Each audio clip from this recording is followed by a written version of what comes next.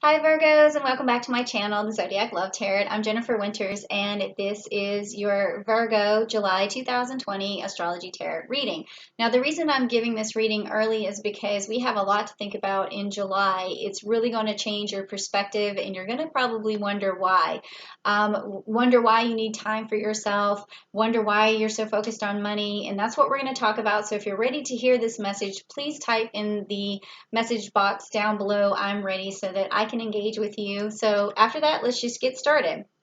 So first, in July, we're going to have a lot of global stuff going on because we are going to have Saturn going retrograde in the sign of Capricorn, going back out of Aquarius and back into Capricorn. And when that happens, people are going to be starting to really focus on their finances. We talked about this already in June, but it's carrying over into July. That's why I want to keep up with this message. And people are going to want to know, how do I make money? How do I save money? How do I invest? They're going to want to know, what can I do better for my business to really make everything grow? And then also on July 7th and July 11th, we have a couple of asteroids that are going into retrograde, and they're very important for you because the one first that is Ceres, that asteroid, is going to go retrograde in Pisces, meaning that where you have been given a lot of nurturing attention and unconditional love to those around you, it's going to start turning inward, where you need your own personal space, where you are going to start thinking about yourself, thinking about what direction you're going in, and you're going to need to recharge. And then on July the 11th, when Chiron goes into retrograde in Aries, you're going to start thinking about how you can change negative behaviors, how you can better yourself, how you can get back on track, and you're really going to face a lot of karmic issues just like head on, just like an Aries would. And then by the end of the month, on July 27th, when Jupiter goes sextile to Neptune, you're going to notice that this new path that you've created for yourself is starting to blossom and bloom, and you're starting to make more money.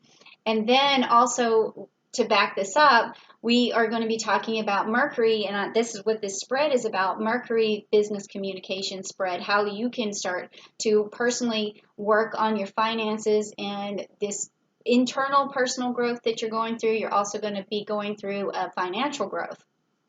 And Mercury is going to go direct, and it's going to do it in Cancer on July 12th. So you're going to be telling people that you need your personal space, not only to grow and nurture yourself. You're going to want to have space to have a lot of concentration on your business and like what you're working on. And you may even tell somebody that, hey, I need a lot of personal space. So let's just get started on this particular Mercury business spread, because it's going to really help you to manifest some money for yourself. Okay, now the first card is going to tell me what your vision is like for money, or why you want money. This is very similar to kind of how we started out last month, but it's going to follow up with what you were feeling from last month to this month. Okay, so what is it? Okay, so you got the 10 of Wands in the Fire card. So what this tells me, Virgo, is that you are very passionate about making money right now. You want to manifest a lot. You're willing to put in a lot.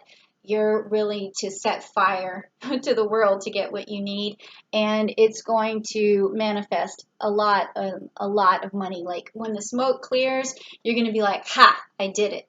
That's what this is about. So yeah, that's a really strong energy towards making money. So what opens you up to listening to other people is what this next card is going to be about. And a lot of times we don't really think about our business or our money growing from listening to other people. A lot of times we listen to ourselves, but this is really about taking instructions, ideas, and things like that from other people. But in order for them to get your ear, what has to happen? And it's interesting because other readings I got, people had to go through a lot for you to listen to them, or the other signs, people had to go through a struggle, or people had to reflect on something and really be experts at it. So let's just find out what opens your ears up. Okay, so you've got the Two of Pentacles, which is the Aquila card. Okay, All right, so what this means is that for you to open up to somebody, you like to do that more one-on-one, where you can have like a partner, someone who is going to be there for you through your entire process of making money. So you're kind of looking for a business partner is what I see right here, or at least someone where you don't have to do everything alone, because I feel like Virgos really can uh, work well on their own, but a lot of times it gets boring, it gets tedious, and you probably want someone who is just going to uh, challenge you with ideas and be there for you. And I can understand that, because working alone a lot can be very boring. So you want somebody here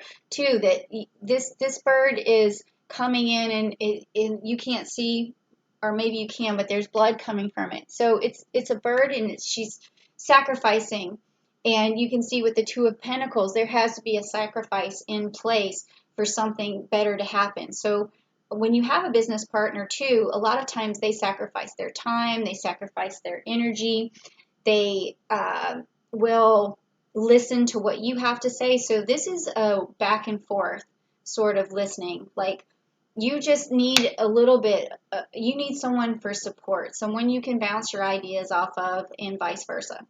Okay, so yeah, that's interesting. I haven't seen that one yet. Okay, so this next card is going to be how do you present yourself in the best possible way? So let's see. Okay, so this is the Cyrus card, and it's the Six of Swords. Now, this is a smooth sailing card.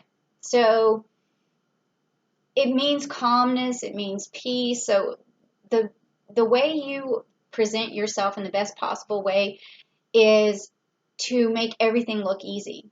And that's interesting, because the most successful and rich people who are trying to get this make everything look easy. It may seem hard, but when you are able to make everything look easy, that brings more money and more abundance to you, because people like easy. They like to hear, yes, I can do that, no problem.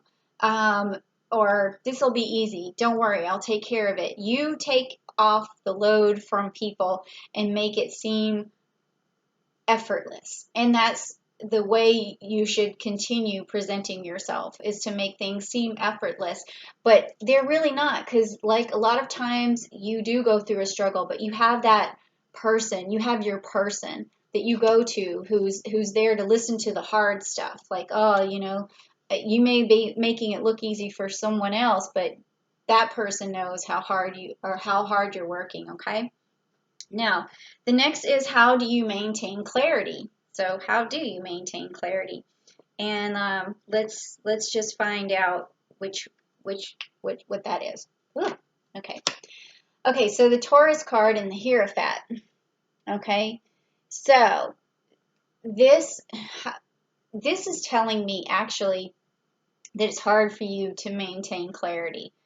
And because this card is about the Hierophant has to remind you. And if you can see the Hierophant back here in the corner here, reminding you. And this Taurus card is it's like a hedonistic card. It's something where you can get carried away with uh, with wasting your time on things that are fun or pleasurable or something. So you need to be reminded to stay the course. And that is what is going to give you clarity. And I think that I don't really see too many Virgos, taking the pleasurable route and, negating their responsibilities. So maybe this is, you are always reminding yourself not to fall into this trap, not to play around too much. So maybe it's just you reminding yourself, and that's what keeps you so clear and have such a good work ethic, is because it's always in your mind. So maybe like you are your own Hierophant. That's kind of how I'm feeling from that.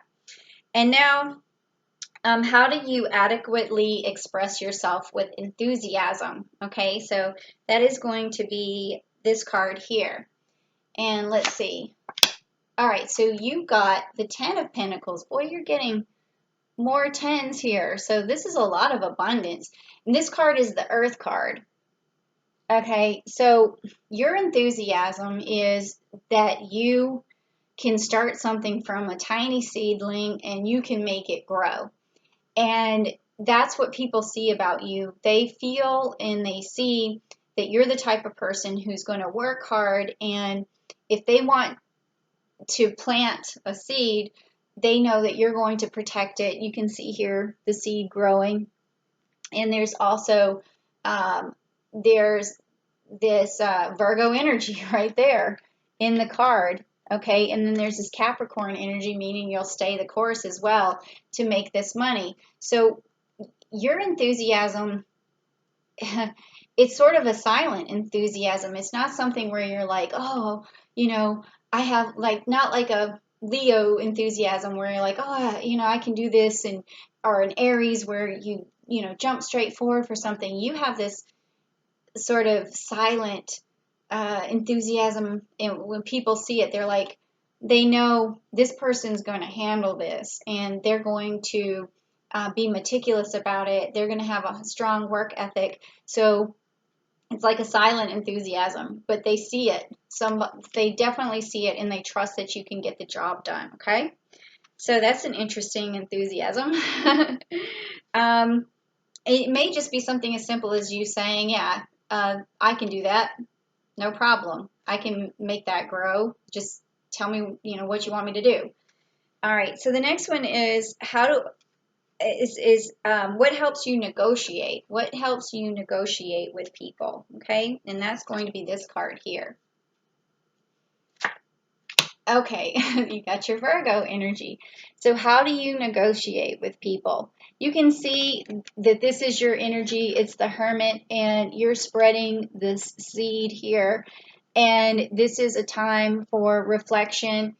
So when you negotiate, you use the best parts of your personality. And it goes back to your work ethic. It goes back to you taking things to the drawing board and reflecting on things. So when you negotiate with someone, you're reminding them of what you're capable of, and you're saying to them, let me take care of this for you, and that's not going to be a problem, and this should be easy. Let's just move on to the next step. I got this. Like, there's something about how, you just take things on yourself, and you make it seem so easy for people that when you're negotiating, they just are like, oh, that's a breath of fresh air. Like, she's just going to handle it. She's going to take care of it. Everything's going to work out just fine. Like, I can trust that this is going to work. And they're not antsy. They're not feeling like they need to call somebody else or get someone else involved. They're just like, this is fine, and it makes things a lot easier. So that's a good negotiating tool. And then how do you follow up in the best way? That's this card here. Okay, so you have the Magician, you have the Mercury card. Again, it's like, this is so cool. It's just, when you follow up, you just make everything seem like magic. You're like, I did that. Like, don't worry about it. I took care of it. Like, it's almost like you just have removed the obstacle before it happened. Like, I haven't got anybody with this card in this position yet, and this is the best card you could possibly have for follow-up. So you're excellent at that. You just take the challenge, and you remove it and the obstacle before it even happens. So there's hardly any follow-up because you're like, already did that. So when they call you and they ask you, and you're like, oh, no, I did it. This is great. Can I hire you? All right, so the next card is what stands in your way. So far, I haven't seen anything standing in your way. I see smooth sailing everywhere, so let's just see. Okay, so you got the Corvus card, which is the Six of Wands, and that's got a lot of Leo energy in it. and some Mercury energy. And this is the messenger of good luck. That's what the Corvus is, the messenger of good luck. So what's standing in your way is, that's interesting. I have to feel this for a moment. I feel like, I see what it is. I feel it. It's like gratification. It's like you kind of wish people would notice more about how well you do these things. And it's like someone who needs like a pat on the back. Someone who this will keep you working for other people, just so you know. Like, because you do things and you want a gold star. Like, that's what this seems like to me. Like, I'm feeling that is energy, because I felt some appreciation coming over me, or some gratification. So it's like a gold star. It's like you do this for just to get your name on the board, or to be the top of this, but a lot of times when that doesn't happen for you, then all of this goes away, because you're like, oh, I did that, and you see how effortless I made it, see how seamless I did it. It was like magic. And then no one appreciated it. Like, what happened? Where's the money? Where's the thing that I was looking for? So sometimes that may make you stop in your tracks and say, well, I need that gratification from somewhere else. So I'm going to go somewhere else, and I'm going to give my efforts to someone else. But then also, as soon as you do find that person who gives you that gratification, or that bonus, or that gold star, whatever it is that you're looking for, you're going to keep working for that person. And it's going to feed into that. But at the same time, that keeps you working for another person. So I would say that you have this amazing ability to do stuff, and do it in such a great manner that maybe you should work for yourself and find your own gold star. Like, maybe make a goal and say, I want this, let me make something up, this gold chain. And then you say, well, once I get this stuff done and I do this magic for myself and people start paying me for what I do, then I'm going to buy myself something. I'm going to buy myself that gold chain, or like whatever that is. But it does seem like this card could also keep you subservient to someone else. And that's okay if you like it, especially if you are getting a lot of money and you're within a company and you're getting, the recognition and the accolades that you're after. But it could be a little bit self-limiting. It really just depends. You just need to make sure that you're getting that gratification somehow. Okay, so last card, and it's probably going to say something about that, is how can you communicate to grow your business in the best possible way? So let's see. Okay, so you got the Ace of Pentacles, which is the Sagittarius card, and it's got that Saturn energy, so that's an authoritative type of energy. And then also you have, again, the Capricorn energy. So communicating yourself in the best possible way would be being very direct, telling people what direction you're going in, having authoritative expression of it. And that's just going to move you forward, just like the arrow is going to move you forward. And, you could also tell people what you expect. Like, if I do all this for you and make it, magically appear, I want this. So unless you're asking for what you want and you're doing all this work, you may not get it, because you might be severely underappreciated.